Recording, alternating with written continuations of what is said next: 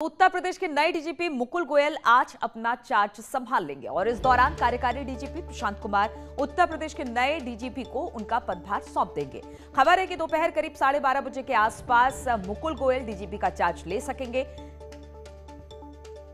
तो उत्तर प्रदेश के नए डीजीपी आज अपना कार्यभार संभाल लेंगे। प्रशांत कुमार उन्हें अपना पदभार दे देंगे और इसके बाद करीब 12:30 बजे के आसपास ये कहा जा रहा है कि वो अपना पदभार संभाल लेंगे।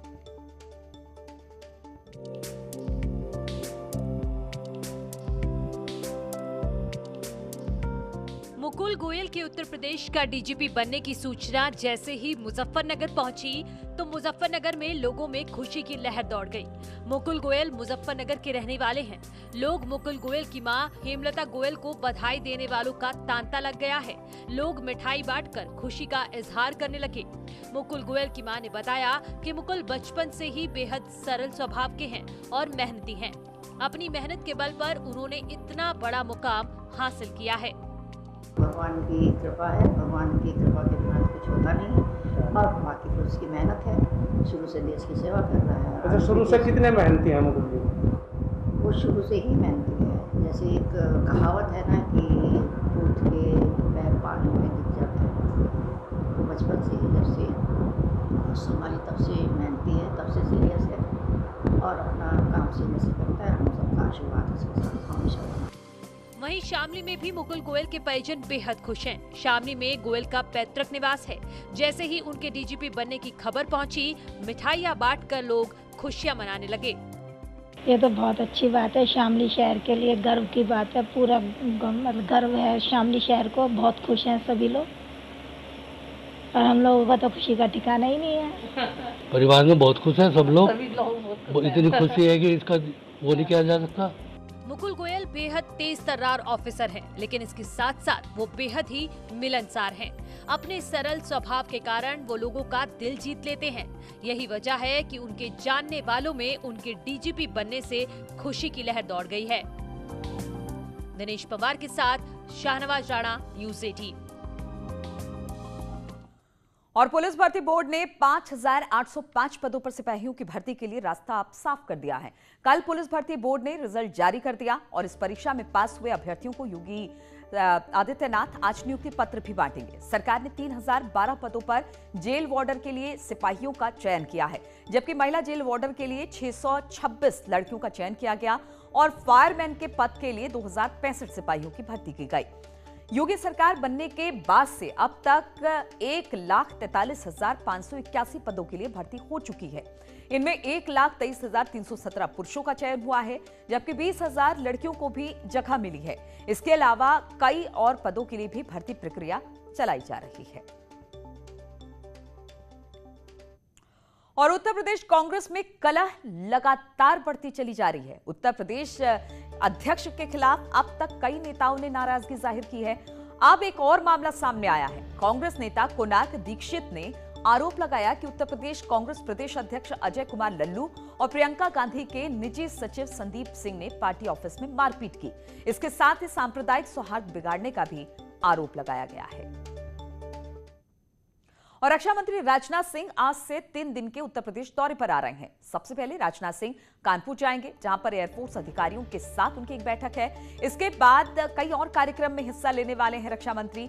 इसके बाद 3 जुलाई से राजधानी लखनऊ का दौरा करेंगे, जहां पर उनके कई कार्यक्रम हैं। और अब बात करते हैं राम मंदिर जमीन विवाद की। तो अयोध्या में जमीन खरीदने और बेचने को लगातार विवाद होता रहा। सियासी दलों ने तमाम सवाल उठाए। अब इस पर श्री राम जन्मभूमि तीर्थ क्षेत्र ट्रस्ट के कोषाध्यक्ष गोविंद देव ने ट्रस्ट को क्लीन चिट दे दी है और उन्होंने आरोप लगाया कि कुछ सियासी दलों ने अपने फायदे के लिए ऐसे आरोप लगाए। के लिए खरीदी गई जमीन के कथित घोटाले पर कामेश्वर चौपाल के ट्रस्टी स्वामी गोविंद देव गिरी ने सवाल उठाए हैं। उन्होंने कहा है कि लोगों के मन में राम की भक्ति का भाव होता और मंदिर बनाने के लिए सद्भावनाएं होती तो इनका कर्तव्य था कि आकर हमसे मिलते, पूछते और खुद कागज दिखाते, और समाधान नहीं होता तो उसके बाद मीडिया में जाकर इन बातों को प्रसारित करते। किसी भी प्रकार से आप अपने मन के मन में भ्रम निर्माण मत होने दीजिएगा। इन लोगों के अंतःकरण में यदि राम जी की भक्ति का कुछ भी भाव होता और मंदिर बनने के लिए इनकी सद्भावनाएं होती तो इन लोगों का कर्तव्य था, इन लोगों का शिष्टाचार था कि वे आकर के हमसे मिलते, हमें कहते, हमें पूछते, आकर के स्वयं कागज देखते और अपना यदि समाधान नहीं होता है तो उसके पश्चात कहीं मीडिया में जाकर के और लोगों के सामने ला करके इन बातों को प्रचारित करते, तब हमें भी आपत्ति नहीं होती। स्वामी गोविंद देव गिरी ने आरोप लगाते हुए कहा कि इन लोगों ने किसी प्रकार के शिष्टाचार का पालन नहीं किया। इससे साबित होता है कि इनके मन में कोई राजनीतिक भावनाएं जरूर हैं। और धर्मांतरण के मुद्दे पर सियासत गरमासी गई है। सरकार लगातार इस मामले में एक्शन लेने का काम कर रही है। इसके लिए साध्वी निरंजन ज्योति मुख्यमंत्री योगी आदित्यनाथ को धन्यवाद कह रही हैं। वृंदावन पहुंची केंद्रीय मंत्री साध्वी निरंजन ज्योति ने धर्मांतरण पर हो रही कार्रवाई को लेकर सीएम योगी का धन्यवाद किया। इसके साथ ही उन्होंने कहा कि अब धर्मांतरण कराने वालों की पोल खुल रही है। केंद्रीय मंत्री ने सवाल उठाते हुए कहा कि सेकुलर लोग क्यों चुप हैं, विरोध क्यों नहीं कर रहे हैं, धर्मांतरण का विरोध होना चाहिए। ये धर्मांतरण तो सिलसिला पहले से था। मैं बधाई देती हूँ माननीय मुख्यमंत्री योगी आदित्यनाथ जी को, जिन्होंने कठोरता से कदम उठाया है और धर्मांतरण करने वालों की अब पोल खुल रही है। अब मैं एक बात पूछना चाहती हूँ, देश के जितने भी सेकुलर लोग हैं इस विषय पर क्यों नहीं बोलते। केंद्रीय मंत्री साध्वी निरंजन ज्योति वृंदावन आई, जहां उन्होंने ठाकुर बाके बिहारी के दर्शन भी किए। इस दौरान पत्रकारों से मुखातिब होते हुए वैक्सीन लगवाने की अपील भी की। और गाजीपुर बॉर्डर पर जारी किसान प्रदर्शन के बीच बुधवार को हंगामा हो गया। इस मामले में भारतीय किसान यूनियन की तरफ से पुलिस को एक शिकायत मिली और इस शिकायत के आधार पर पुलिस ने अज्ञात लोगों के खिलाफ एफआईआर दर्ज की।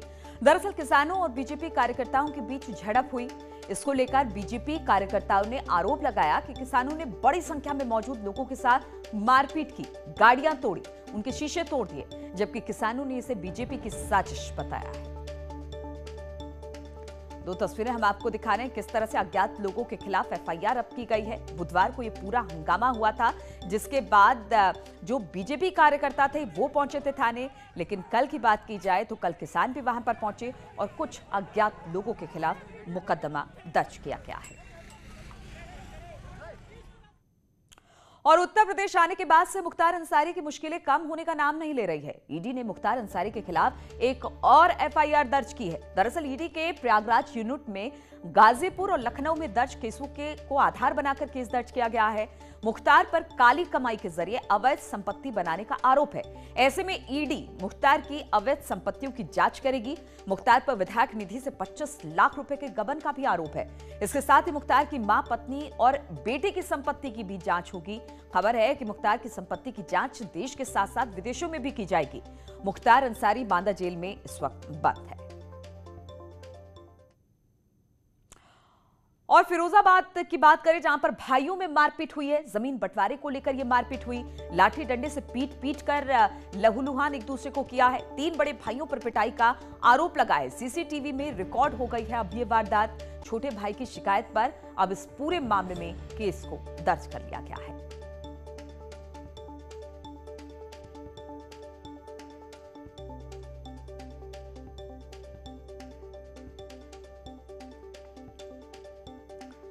तीनों भाई घर में घुसे आए, मेरे साथ, मेरी बीवी के साथ मारपीट की साहब। मेरी बीवी अभी भी घर पे अकेली है और ये सारी घटना साहब सीसीटीवी कैद भी है साहब। ये सब घटनाएं पूरी। हाँ सर, मैं थाने गया था, अकेला दौड़ता भागता हुआ जो गली में भागा हूँ वो भी सीसीटीवी में होगी। जान बचा के भागा ही हूँ मैं। सड़क पे आके टेम्पो बुक किया, मैं थाने गया हूँ। थाने वाले फिर मुझे हॉस्पिटल लेके आए हैं। हमारा विवाद चल रहा है बहुत दिन में, उसका बंटवारे वगैरह का, घर परिवार का। मैंने पहले कोर्ट में भी केस किया इनके नाम में एक बार। मेरे पास पहले मारपीट हो चुकी है। और एनआईए दरभंगा ब्लास्ट की जांच कर रही है और इस कड़ी में हैदराबाद से 2 संदिग्ध गिरफ्तार भी हुए हैं जो शामली के रहने वाले हैं। ऐसे में अब एनआईए शामली में बड़ी कार्रवाई की तैयारी में है। कई लोग एनआईए के रडार पर हैं। खुलासा ये भी हुआ है कि शामली के रहने वाले सलीम को दरभंगा ट्रेन ब्लास्ट के लिए पाकिस्तान से हवाला के जरिए 1,60,000 रुपए मिले थे और इसी ने हैदराबाद से गिरफ्तार इमरान और नासिर को रिक्रूट किया था। आरोपी सलीम कई बार पाकिस्तान जा चुका है। उधर एनआईए को इमरान और नासिर के ट्रांजिट रिमांड मिल गई है और टीम दोनों को पेशी के लिए दिल्ली लेकर आ रही है। सूत्रों के हवाले से खबर यह भी है कि दोनों की पेशी पटना कोर्ट में हो सकती है।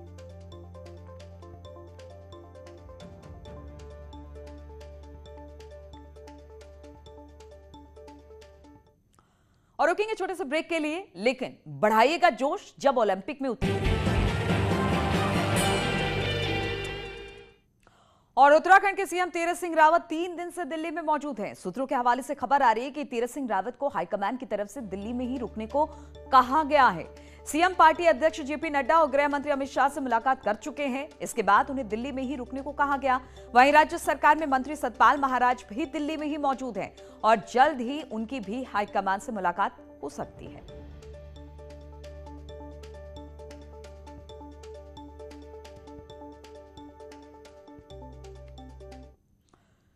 नोएडा थाना सेक्टर 24 और 58 पुलिस को बड़ी सफलता हाथ लगी। पुलिस ने लग्जरी गाड़ियां चोरी करने वाले अंतर्राज्यीय गिरोह कबूतर गैंग के 5 शातिर चोरों को गिरफ्तार किया।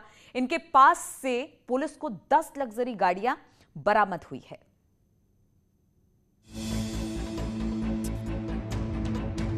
तस्वीरों में दिखाई दे रही ये महंगी कारें चोरी की हैं और पुलिस के गिरफ्त में खड़े यही वो 5 बदमाश हैं जिन्होंने लग्जरी गाड़ियों की चोरी की। ये बदमाश दिल्ली एनसीआर की गाड़ियों पर हाथ साफ करते हैं। गाड़ी कितनी भी महंगी क्यों ना हो, इन्हें गाड़ी पार करने में 2 से 3 मिनट ही लगते हैं और इन 2-3 मिनटों में ये लोग गाड़ी का लॉक भी तोड़ देते हैं और गाड़ी को लेकर रफू चक्कर भी हो जाते हैं। पुलिस के आला अधिकारी ने बताया कि ये चोर अपने पास कई तरह के गाड़ियों के लॉक तोड़ने वाले उपकरण रखते थे, जिनके सहारे ये गाड़ियों के लॉक तोड़ते थे। पुलिस ने बताया कि ये गैंग कबूतर गैंग के नाम से दिल्ली एनसीआर में फेमस है। इस गैंग का सरगना हारून पहली बार पुलिस की गिरफ्त में आया है। जो चोरी कर देते हैं ये एक तरफ फर्स्ट रिसीवर मान लेते हैं। फर्स्ट रिसीवर के बाद ये लोग सेकंड रिसीवर एक दिल्ली में बैठता था उसको भी बेच देते हैं। अभी हमारा टीम को सफलता मिली कि 10 गाड़ी 4 व्हीलर है, जिसमें 2 फॉर्च्यूनर, एक इनोवा और एक स्कॉर्पियो भी है, इसमें इंक्लूडेड है। 10 4 व्हीलर चोरी को हम लोग रिकवर किए हैं। 10 में 5 गाड़ी तो कनेक्टेड है, जिसमें एक इनोवा हमारा 24 थाना क्षेत्र से चोरी हुई थी। पुलिस ने बताया कि गिरफ्तार आरोपी हारून, गुलफाम और अमित दिल्ली एनसीआर में लग्जरी गाड़ियों को ऑन डिमांड चोरी करते थे। उसके बाद उन गाड़ियों को अन्य गिरफ्तार साजिद को बेच देते थे। उसके बाद साजिद न्गिरफ्तार आरोपी यूसुफ के मदद से गाड़ियों में टेम्परिंग करके उन्हें दिल्ली, नेपाल, पंजाब और कश्मीर में ऑन डिमांड बेचते थे। न्यूज़ 18 के लिए नोएडा से अमित सिंह की रिपोर्ट।